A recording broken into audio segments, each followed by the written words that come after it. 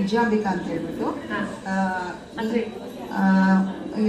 ನನಗೆ ಒಂದು 15 ದಿವಸ ಮೇಲಾಯಿತು ಮಾಡ್ಕೊಂಡು ರೆಗ್ಯುಲರ್ ಬಂದು.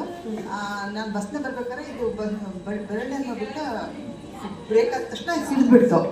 ಸಿದ ತಕ್ಷಣ ಇದು ದಪ್ಪ ಆಗ್ಬಿಟ್ಟಿತ್ತು ಇಲ್ಲಿ ಫುಲ್ಲು. ಡಾಕ್ಟರ್ ಆಪರೇಷನ್ ಮಾಡಬೇಕು ಅಂತ ಹೇಳಿದ್ರು. ನಾನು ಇಲ್ಲಿ ಬಂದು ಬಂದು ರೆಗ್ಯುಲರ್ ಬಂದ ತಕ್ಷಣ ಇಷ್ಟೆಲ್ಲ ಕಡಿಮೆ ಆಗಿದೆ ನೋಡಿ.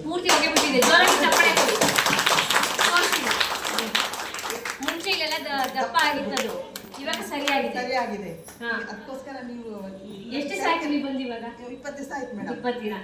ಇಷ್ಟು ದಿವಸದಲ್ಲಿ ಇಷ್ಟು ಟ್ರೀಟ್ಮೆಂಟ್ ಸಿಗ್ತಲ್ಲ, ನಂಗೆ ಭಾಳ ತುಂಬಾನೇ ಖುಷಿ ಆಗ್ಬಿಟ್ಟು. ತುಂಬಾ ಖುಷಿ ಆಗ್ತಿದೆ ಇವಾಗ ನೋಡಿ. ಆಪರೇಷನ್ ಮಾಡ್ಬೇಕಂತ ಡಾಕ್ಟರ್ ಹೇಳಿದ್ರು. ಸೊ ಇವಾಗ ಅಮ್ಮ 20 ದಿನ ಥೆರಪಿ ಮಾಡಿದ್ದಾರೆ, ಅದು ಗುರ್ತೇ ಇಲ್ಲ ಇವಾಗ.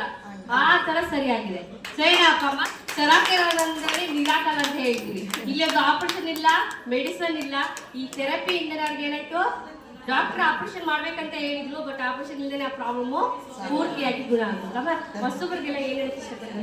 ಇಲ್ಲಿ ಸಹಕರಿದಿಲ್ಲ, ಇಲ್ಲಿ ಕಾರ್ಯಕರ್ತರು ಆಮೇಲೆ ಇವರೆಲ್ಲರೂ ಕೂಡ ತುಂಬಾನೇ ಒಳ್ಳೆ ಆತ್ಮೀಯವಾದಂಥ ಸಮೂಹ ಮಾಧ್ಯಮ ಮಾಡ್ತಾರೆ, ಮತ್ತೆ ಟ್ರೀಟ್ ಮಾಡ್ತಾರೆ. ಅದು ನೋಡಿ ನನಗೆ ತುಂಬ ಖುಷಿ ಆಯಿತು. ಯಾಕೆಂದರೆ ನಾವು ಮನೆಯಲ್ಲೇ ಇದೀವೇನೋ ಅನ್ನೋ ಫೀಲಿಂಗ್ಸ್ ನನಗೆ ಬರುತ್ತೆ. ಅಷ್ಟು ಚೆನ್ನಾಗಿ ಟ್ರೀಟ್ ಮಾಡ್ತಾರೆ. ಅವರೆಲ್ಲರಿಗೂ ನಾನು ಕೃತಜ್ಞತೆ ಹೇಳ್ತೀನಿ. ಆಮೇಲೆ ಸಾಮಾನ್ಯ ಜನರು ಕೂಡ ಬಂದು ಟ್ರೀಟ್ಮೆಂಟ್ ತಗೊಂಡು ಚಿಕಿತ್ಸೆ ತಗೊಂಡು ತಮ್ಮ ಸಮಸ್ಯೆಗಳನ್ನ, ದೇಹ ಆರೋಗ್ಯ ಸಮಸ್ಯೆಗಳನ್ನ ಪರಿಹಾರ ಮಾಡ್ಕೊಳ್ತಾ ಇದ್ದಾರೆ. ಅದು ಕೂಡ ನನಗೆ ತುಂಬಾ ಖುಷಿ ಕೊಡ್ತು. ಯಾಕೆಂದರೆ ಸಾಮಾನ್ಯ ಜನರು ಅವರೆಲ್ಲ ದುಡ್ಡು ಖರ್ಚು ಮಾಡೋಂಥ ಸಾಧ್ಯತೆಗಳು ಇರೋಲ್ಲ. ಆದರೂ ಇಲ್ಲಿ ಬಂದು ಅವರು ತಮ್ಮ ಸಮಸ್ಯೆಗಳಿಂದ ಆರೋಗ್ಯ ಸಮಸ್ಯೆಗಳನ್ನು ಮಾಡ್ತಾರೆ. ಅದಕ್ಕೋಸ್ಕರ ಇದೆಲ್ಲ ನೋಡಿ ನನಗೆ ತುಂಬಾ ಖುಷಿ ಆಯಿತು. ಇಂಥವ ನೇಹಕ್ತಿರು ಎಲ್ಲ ಕಡೆಯೂ ಆಗಲಿ, ಇನ್ನೂ ಬೆಳೀಲಿ, ಸಾಮಾನ್ಯ ಜನರಿಗೆ ಇದೆಲ್ಲ ಸಿಗಲಿ ಅಂತ ನಾನು ಆಸೆ ಪಡ್ತೀನಿ. Thank you.